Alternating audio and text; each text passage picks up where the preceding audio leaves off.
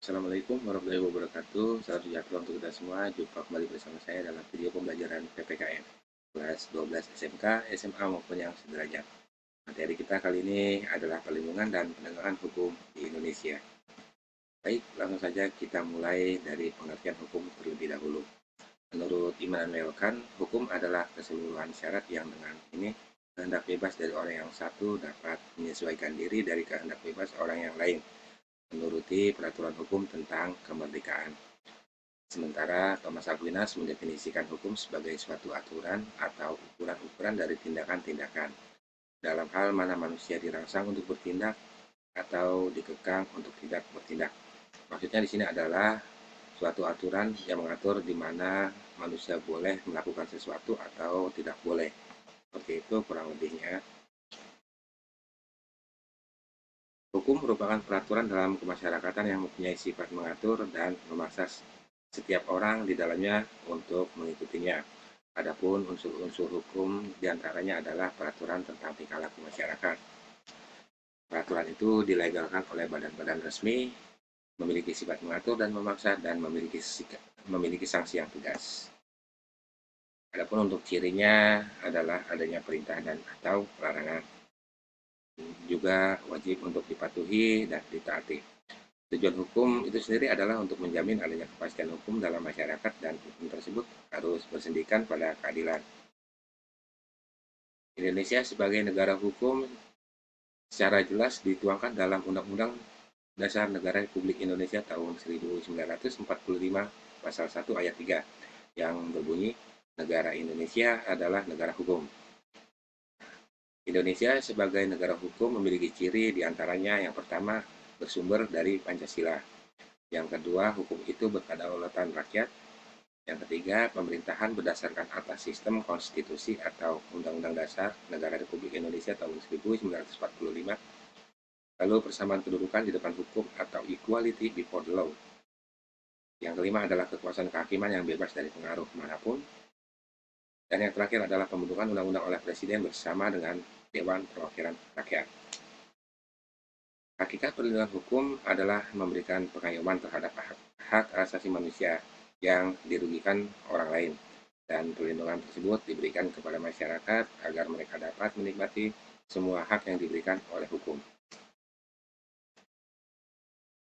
Hakikat penegakan Hakikat penegakan hukum adalah proses dilakukannya upaya untuk tegaknya atau berfungsinya norma-norma hukum secara nyata sebagai pedoman perilaku dalam lalu lintas atau hubungan-hubungan hukum dalam kehidupan bermasyarakat dan bernegara. Adapun perlindungan hukum diatur dalam pasal 27 ayat 1 yang berbunyi segala warga negara bersamaan kedudukannya di dalam hukum dan pemerintahan dan wajib menjunjung hukum dan pemerintahan itu dengan tidak ada kecualinya. Lalu ditegaskan kembali dalam pasal 28D ayat 1 yang berbunyi setiap orang berhak atas pengakuan, jaminan, dan perlindungan dan kepastian hukum yang adil, serta perlakuan yang sama di hadapan hukum.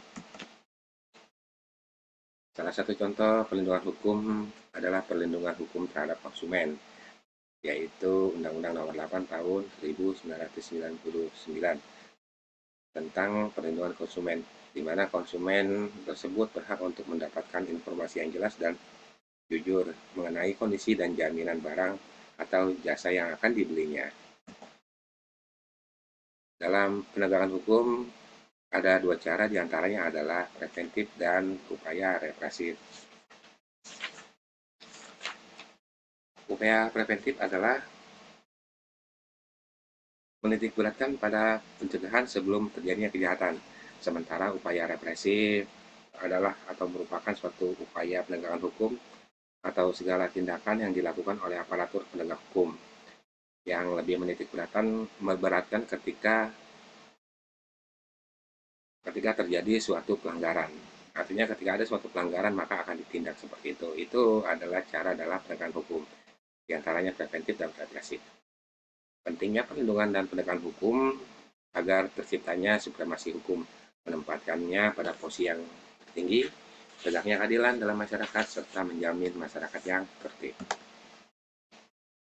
Baik, sebelum kita lanjut, kita pahami dulu tentang apa namanya, tentang istilah-istilah yang akan nanti kita bahas di materi selanjutnya. Saya akan memberikan kata-kata kuncinya, diantaranya ada hukum pidana, hukum perdata, penyelidikan, dan penyidikan. Baik, hukum pidana adalah hukum yang mengatur tentang pelanggaran-pelanggaran dan kejahatan-kejahatan terhadap kepentingan umum. Sementara hukum perdata adalah rangkaian peraturan-peraturan hukum yang mengatur hubungan antar orang yang satu dengan yang lain dengan menitikberatkan kepada kepentingan perseorangan. Baik, kita bedakan dulu antara pidana dan perdata. Hukum pidana itu adalah hukum yang mengatur tentang pelanggaran dan kejahatan. Contohnya seperti pembunuhan, pencurian, penipuan, dan lain sebagainya. Nah, itu adalah salah satu contoh-contoh tindakan-tindakan yang melanggar hukum pidana. Sementara hukum perdata adalah rangkaian peraturan hukum yang mengatur hubungan antar orang yang satu dengan yang lain. Jadi menitik beratkannya kepada kepentingan perorangan. Contohnya adalah tentang hak asuh anak, hukum apa namanya, waris, jual beli, sewa, dan lain sebagainya. Jadi lebih menitik beratkan kepada orang yang satu dengan orang yang lain, seperti itu ya, bukan kepentingan umum melainkan kepentingan perseorangan. Jadi itu adalah perbedaan antara hukum pidana dan hukum perdata. Nah, perbedaan antara penyelidikan dan penyidikan. Untuk penyelidikan adalah serangkaian tindakan penyelidik atau mencari dan menemukan suatu peristiwa yang diduga sebagai tindak pidana guna menemukan dapat atau tidaknya dilakukan penyidikan menurut cara yang diatur dalam undang-undang ini. Sementara penyidikan adalah serangkaian tindakan penyidik dalam hal dan menurut cara yang diatur dalam undang-undang ini untuk mencari serta mengumpulkan bukti itu, membuat terang tentang tindak pidana yang terjadi dan guna menemukan tersangkanya. Oke, jadi begini, penyelidikan itu hanya sebatas adanya dugaan apakah seseorang ini melanggar suatu pidana atau tidak. Jadi nanti akan tindakan itu akan dilihat, kita dikaji, dilihat apa namanya, pasal berapa saja yang dilanggar. Ketika ada suatu dugaan di situ, ada suatu peristiwa yang diduga sebagai tindak pidana, maka akan dilanjutkan ke tingkat penyidikan, yaitu tempat atau namanya serangkaian untuk mencari-cari apa namanya, mencari serta mengumpulkan bukti-bukti itu untuk memperkuat adanya dugaan-dugaan tersebut, seperti itu. Jadi beda ya, kalau penyidik hanya sekedar apakah tindakan tersebut melanggar peraturan atau melanggar apa namanya, pidana atau tidak. Sementara kalau penyidikan adalah tindak lanjut dari penyelidikan, seperti itu. Ya, demikian kata kunci karena hal ini penting untuk kita lanjut ke dalam materi apa namanya, materi selanjutnya. Selanjutnya kita akan membahas tentang peran-peran lembaga-lembaga hukum dalam menjamin keadilan dan kedamaian. Dalam menegakkan suatu hukum di Indonesia tentunya membutuhkan lembaga-lembaga, diantaranya adalah lembaga negara seperti kepolisian, advokat, hakim, kejaksaan, dan lain sebagainya. Baik, sementara kita bahas dulu tentang kepolisian. Pengertian kepolisian tercantum pada pasal 5 ayat 1 Undang-Undang Dasar Negara Republik Indonesia tahun 1945, yaitu alat negara yang berperan dalam memelihara keamanan dan ketertiban masyarakat, menegakkan hukum, serta memberikan perlindungan dan pengayoman serta pelayanan kepada masyarakat.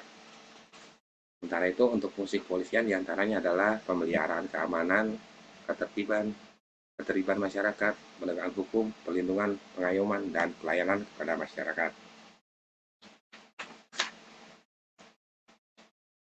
Adapun untuk tugas kepolisian negara Republik Indonesia diatur dalam Undang-Undang Nomor 2 Tahun 2002 Pasal 13. Di antaranya adalah memelihara keamanan dan ketertiban masyarakat, menegakkan hukum, memberikan perlindungan, pengayoman, dan pelayanan kepada masyarakat. Lalu ditegaskan kembali dalam Undang-Undang Nomor 2 Tahun 2002 Pasal 14. Di antaranya melaksanakan pengaturan, penjagaan, pengawalan, dan patroli terhadap kegiatan masyarakat dan pemerintah sesuai kebutuhan. Lalu juga menyelenggarakan segala kegiatan dalam menjamin keamanan, ketertiban, dan kelancaran lalu lintas di jalan, membina masyarakat untuk meningkatkan partisipasi masyarakat terhadap hukum dan peraturan perundang-undangan.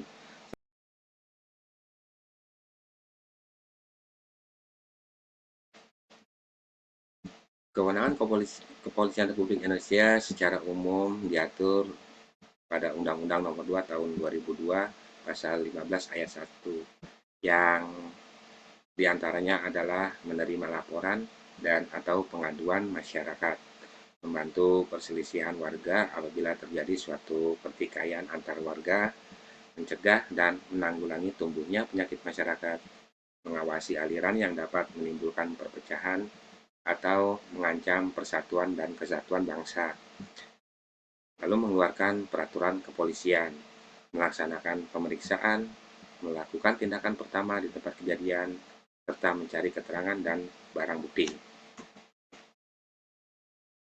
Sementara itu, kewenangan Kepolisian Republik Indonesia yang berkaitan dengan proses pidana diatur dalam Undang-Undang Nomor 2 Tahun 2002 Pasal 16A yang meliputi melakukan penangkapan, penahanan, penggeledahan, penyitaan, melarang setiap orang meninggalkan TKP untuk kepentingan penyelidikan, membawa dan menghadapkan orang kepada penyidik dalam rangka penyidikan, menyuruh berhenti orang yang dicurigai, dan menanyakan serta memeriksa tanda pengenal diri, melakukan pemeriksaan dan penyitaan surat, memanggil orang untuk didengar dan diperiksa sebagai tersangka atau saksi.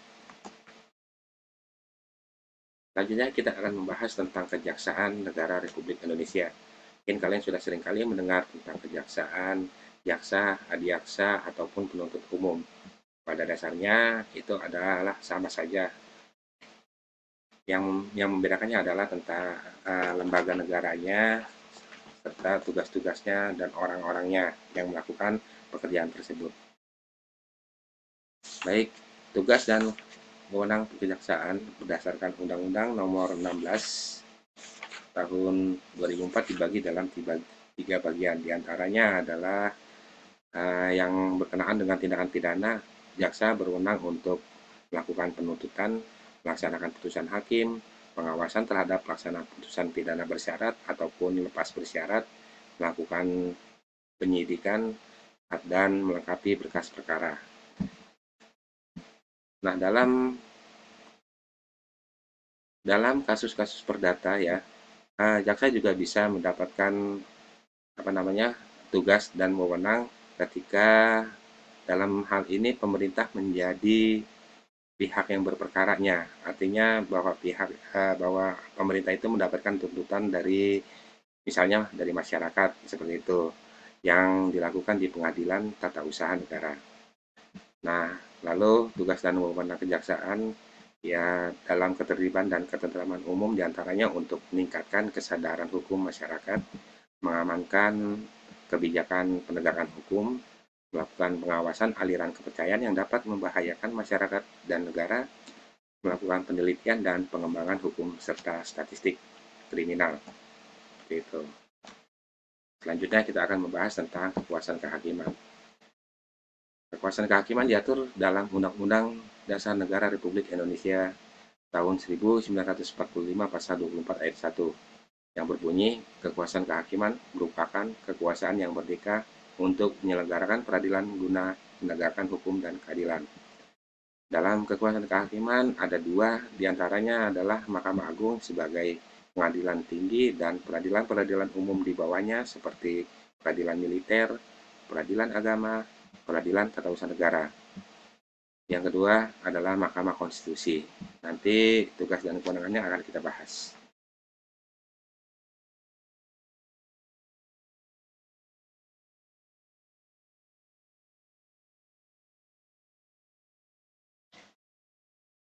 Beberapa lembaga peradilan di bawah Mahkamah Agung diantaranya adalah Pengadilan Negeri dan Pengadilan Tinggi. Pengadilan Negeri merupakan pengadilan tingkat pertama di bawah Pengadilan Tinggi, memutus perkara pidana maupun perkara perdata pada tingkat pertama yang berkedudukan di ibu kota kabupaten atau kota. Sementara Pengadilan Tinggi bertugas dan berwenang mengadili perkara pidana dan perkara perdata pada tingkat banding.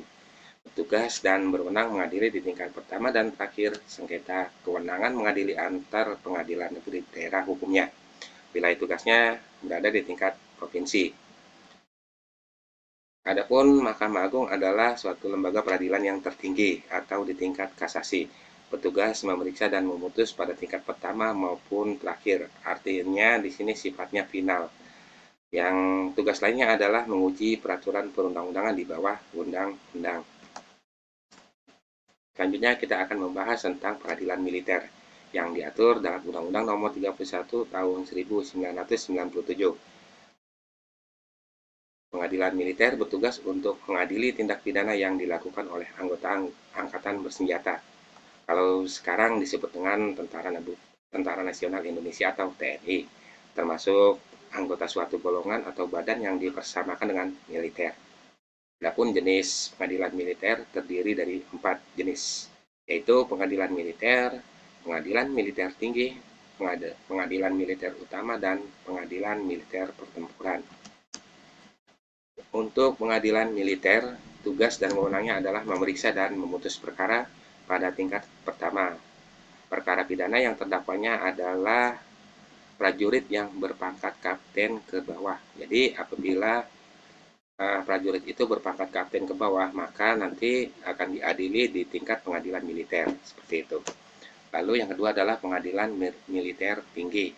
Ada sebutnya sebagai tingkat pertama dan disebut juga sebagai tingkat banding. Untuk tingkat pertama, tugasnya adalah memeriksa dan memutus perkara pada tingkat pertama perkara pidana yang terdakwanya berpangkat mayor ke atas. Jadi apabila ada prajurit yang berpangkat mayor ke atas melakukan tindak pidana, maka nanti akan diadilinya di pengadilan militer tinggi. Seperti itu. Itu untuk tingkat pertamanya. Nah, pada tingkat banding, tugas dan wewenangnya adalah memutus perkara yang sudah diputus oleh pengadilan militer yang diajukan banding. Jadi misalnya begini, ketika prajurit yang berpangkat kapten ke bawah ini telah melakukan peradilan di pengadilan militer dan dinyatakan bersalah, namun prajurit ini merasa bahwa putusan tersebut kurang puas, atau kurang adil, maka prajurit itu dapat melakukan upaya banding. Kemana? Yaitu ke pengadilan militer tinggi, seperti itu. Lanjut, pengadilan militer utama. Tugas dan wewenangnya adalah memeriksa dan memutus pada tingkat banding perkara pidana dan sengketa tata usaha angkatan bersenjata yang telah diputus oleh pengadilan militer tinggi sebagai pengadilan tingkat pertama yang dimintakan banding. Nah, untuk tingkat banding, ya apabila prajurit yang berpangkat mayor ke atas itu tadi telah dilakukan pengadilan militer, ya ketika dia melakukan tindakan pelanggaran pidana ya yang telah dilakukan persidangan dan diputus. Nah, apabila putusan hakim di pengadilan militer tinggi, prajurit tersebut ya dalam kurung berpangkat mayor ke atas merasa bahwa hakim tersebut putusannya dianggap atau dirasa kurang adil, maka prajurit atau terpidana itu pun bisa melakukan upaya banding ke pengadilan militer utama, seperti itu. Selanjutnya, pengadilan militer pertempuran. Tugasnya adalah memeriksa dan memutus pada tingkat pertama dan terakhir perkara pidana yang dilakukan oleh prajurit atau yang dipersamakan atau dianggap sebagai prajurit daerah pertempuran. Artinya apabila ada suatu prajurit melakukan suatu tindakan pidana ketika terjadi suatu pertempuran, maka saat itu di tempat itu juga akan dilakukan suatu pengadilan militer ya. Nah, sifat ini adalah mobile, artinya terus bergerak. Apabila pertempurannya pindah, maka pengadilan militernya itu pun pindah, seperti itu. Selanjutnya adalah pengadilan agama berdasarkan Undang-Undang Nomor 7 Tahun 1989 tentang peradilan agama. Tugas dan wewenangnya adalah memeriksa, memutus, dan menyelesaikan perkara di tingkat pertama antar orang-orang yang beragama Islam. Misalnya dalam bidang perkawinan, waris, wasiat, hibah, wakaf, zakat, sodako, hak asuh anak, dan lain-lain. Seperti itu. Nah, jadi pengadilan agama ini diperuntukkan untuk masyarakat yang beragama Islam. Lalu bagaimana yang non-Islam? Untuk yang non-Islam ya bisa melakukan pengadilan itu di pengadilan negeri, seperti itu. Selanjutnya adalah pengadilan tata usaha negara. Pengadilan Tata Usaha Negara memiliki tugas pokok diantaranya menerima, memeriksa, memutus, dan menyelesaikan sengketa tata usaha negara pada Pengadilan Tata Usaha Negara. Tata usaha negara adalah administrasi negara yang melaksanakan fungsi untuk menyelenggarakan urusan pemerintahan, baik di pusat maupun di daerah. Adapun kewenangan Pengadilan Tata Usaha Negara adalah memeriksa dan mengadili sengketa tata usaha negara. Adapun sengketa tata usaha negara adalah sengketa yang timbul dalam bidang tata usaha negara antara orang atau badan hukum perdata dengan badan atau pejabat tata usaha negara, baik pusat maupun di daerah. Selanjutnya adalah Lembaga Peradilan Mahkamah Konstitusi, di mana lembaga MK tersebut bertugas dan berwenang untuk menguji undang-undang terhadap Undang-Undang Dasar Negara Republik Indonesia dan memutus sengketa kewenangan lembaga negara yang kewenangannya diberikan oleh Undang-Undang Dasar 1945. Kemudian tugas lainnya adalah memutuskan pembubaran partai politik, juga memutus perselisihan tentang hasil pemilu. Jadi apabila ada pada suatu pemilihan umum ya, diduga ada pelanggaran atau perselisihan jumlah suara dan lain sebagainya, maka nanti akan disidangkan di Mahkamah Konstitusi. Lalu untuk menguji undang-undang terhadap Undang-Undang Dasar Negara Republik Indonesia tahun 1945 juga, misalnya begini, ada dugaan ya bahwa undang-undang tersebut itu telah tidak sesuai dengan isi dari Undang-Undang Dasar 1945 atau biasa kita sebut dengan konstitusi. Nah, jadi undang-undang ini bisa kita ajukan uji materi atau judicial review. Apakah itu benar atau tidak bahwa undang-undang tersebut telah melanggar Undang-Undang Dasar 45 atau tidak, seperti itu. Adapun jenis hakim di dalam lembaga peradilan diantaranya pada lembaga peradilan Mahkamah Agung, maka hakim itu disebut dengan hakim agung, dan hakim yang berada di lingkungan peradilan umum seperti pengadilan negeri, pengadilan tinggi, pengadilan agama, pengadilan militer maupun pengadilan tata usaha negara. Lalu hakim pada Mahkamah Konstitusi disebut dengan hakim konstitusi. Nah, untuk hakim konstitusi atau di Mahkamah Konstitusi ini terdiri dari 9 hakim, di mana 3 diajukan oleh MA atau Mahkamah Agung, 3 diajukan lagi oleh DPR, dan 3-nya lagi diajukan oleh Presiden. Seperti itu. Selanjutnya adalah peran advokat dalam penegakan hukum. Pengertian tentang advokat tertuang dalam Undang-Undang Republik Indonesia tahun 18, Republik Indonesia nomor 18 tahun 2003 tentang advokat. Pada pasal 1 Undang-Undang nomor 18 tahun 2003 tertulis bahwa advokat adalah orang yang berprofesi memberi jasa hukum, baik di dalam maupun di luar pengadilan, yang memenuhi persyaratan undang-undang ini. Lebih lanjut dijelaskan, jasa hukum adalah jasa yang diberikan advokat berupa memberikan konsultasi hukum, bantuan hukum, menjalankan kuasa, mewakili, mendampingi, membela, dan melakukan tindakan hukum lain untuk kepentingan hukum kliennya. Advokat sebagai penegak hukum memiliki kedudukan setara dengan penegak hukum lainnya, yaitu hakim, jaksa, dan polisi. Selain itu pula, sebagai penegak hukum, advokat menjalankan peran dan fungsinya secara mandiri untuk mewakili kepentingan masyarakat dan tidak terpengaruh kekuasaan negara.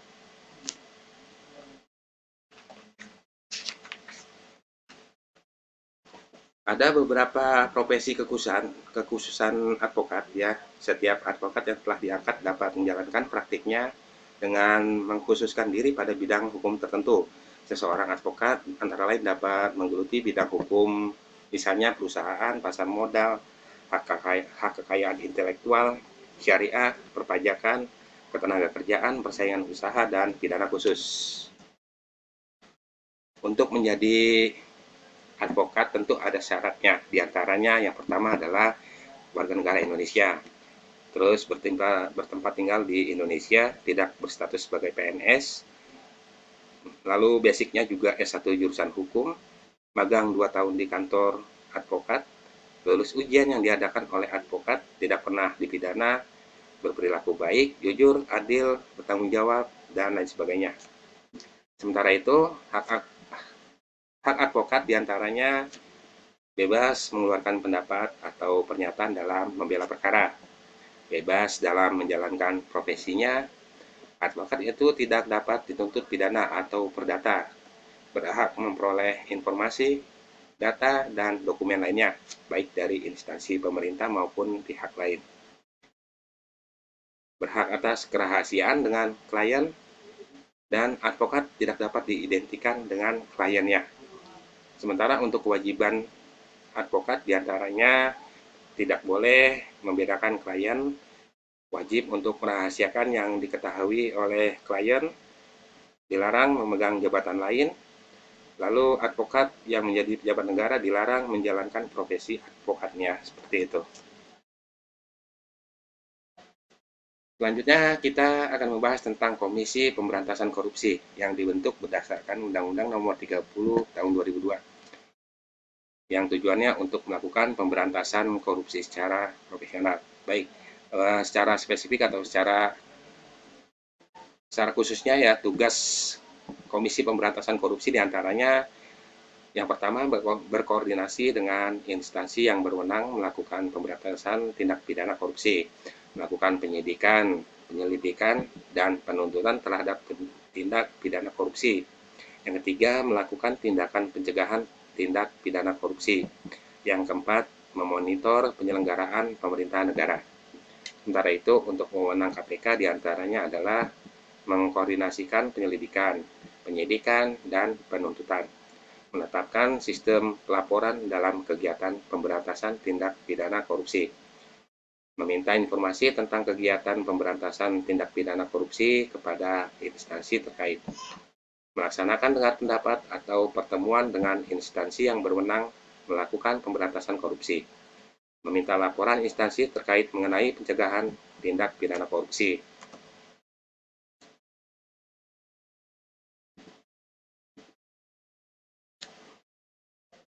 Selanjutnya, dinamika pelanggaran hukum.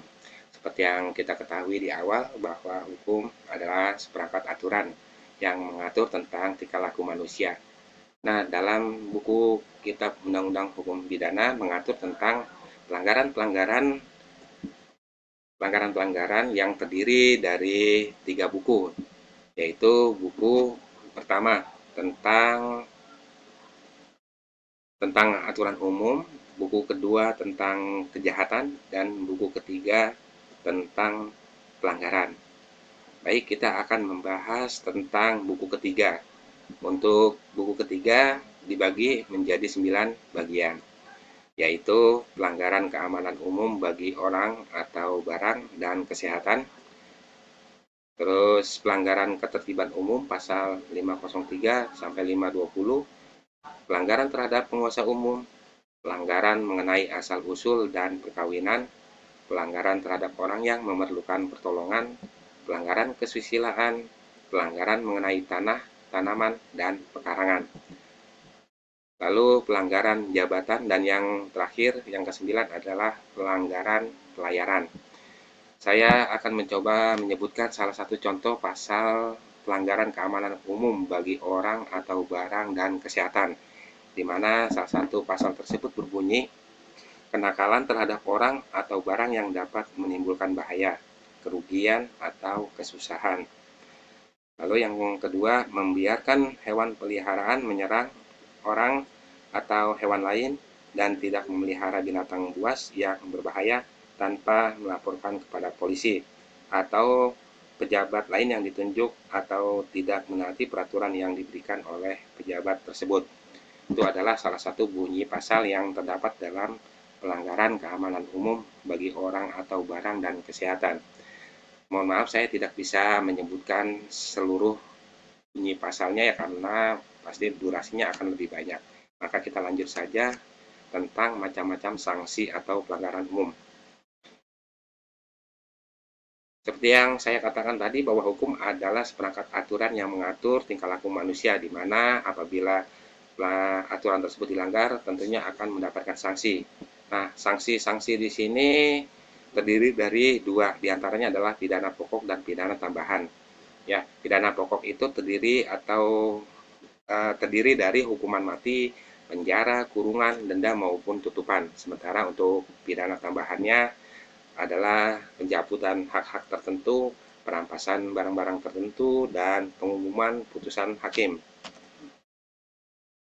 Lalu bagaimana partisipasi masyarakat dalam melindungi dan menegakkan hukum di Indonesia? Dalam Undang-Undang Negara Republik Indonesia tahun 1945 pasal 27 ayat 1 berbunyi, segala warga negara bersamaan kedudukannya di dalam hukum dan pemerintahan, dan wajib menjunjung hukum dan pemerintahan itu dengan tidak ada kecualinya. Maka dari itu, partisipasi masyarakat bisa melakukannya dalam bentuk partisipasi seperti melindungi atau memberikan perlindungan dan penegakan hukum dalam bidang pendidikan, menciptakan penegak hukum yang profesional dan bersih, dan memupuk budaya hukum, taat hukum, dan lain sebagainya.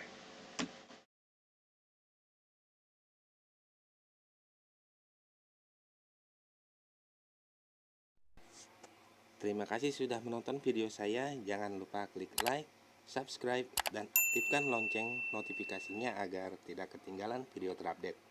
Wassalamualaikum warahmatullahi wabarakatuh.